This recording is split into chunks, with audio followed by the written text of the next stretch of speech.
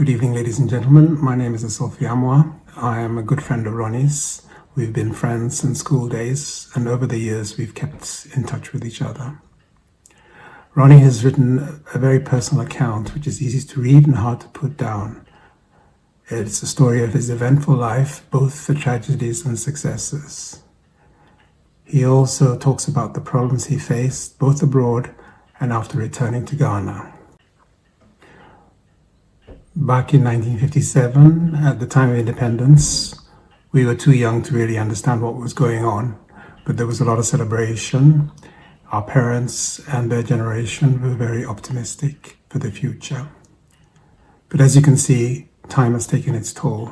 There are several reasons for Ghana's lack of development, but one theme that Ronnie comes back to again and again in his book is corruption, the way corruption prevents decision makers making the right sorts of decisions and actually stopping projects. Unfortunately, many decision makers profit from stopping things from happening.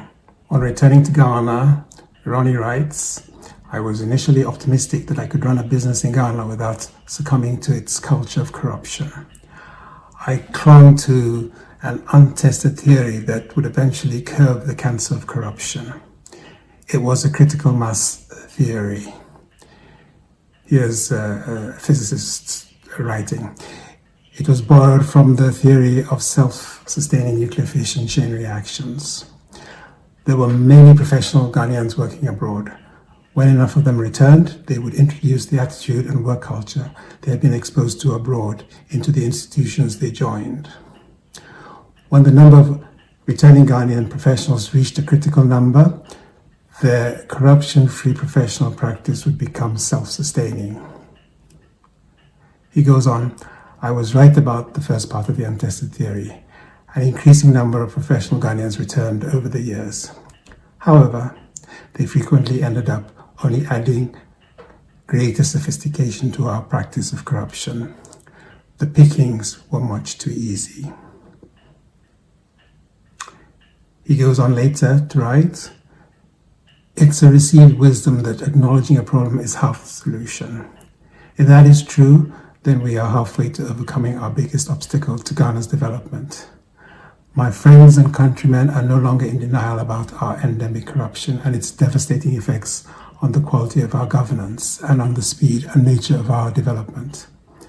The conversations around corruption today are completely different from what I experienced when I first arrived home in 1989. My friends not only now admit to the endemic nature of our corruption, but they also link it to the glaring failures of our country's development." Ronnie is also very critical about our dependence on donors.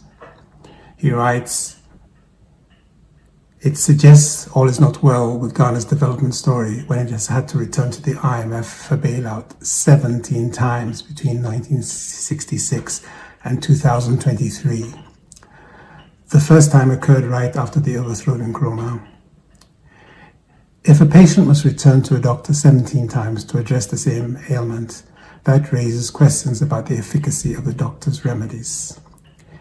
Clearly, the overgrown infant has dependency issues, but so does the mother, who is unwilling or unable to wean her child off her breast milk.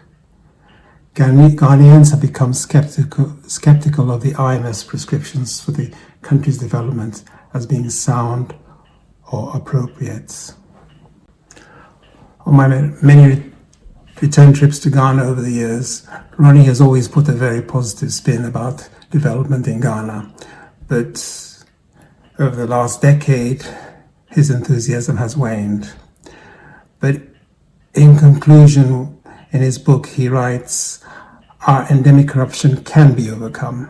Corruption is a function of opportunity and has an inverse functional relationship with transparency and accountability." And this is something I know about living in Scandinavia, where people are not necessarily morally superior, but they know that they will be caught if things are not done properly. And that in itself builds up some kind of morality. Recent developments in social media and other technologies are facilitating more transparent governance. Furthermore, the internet is substantially reducing the administrative burden associated with the timely reporting and publishing of budgetary, procurement, audit reports, and fiscal information, as well as social development outcomes. Social media communication is providing a basis for more efficient and comprehensive organization and engagement to demand public service delivery. So in conclusion, Ronnie has written a very good book, and I highly recommend that you all read it.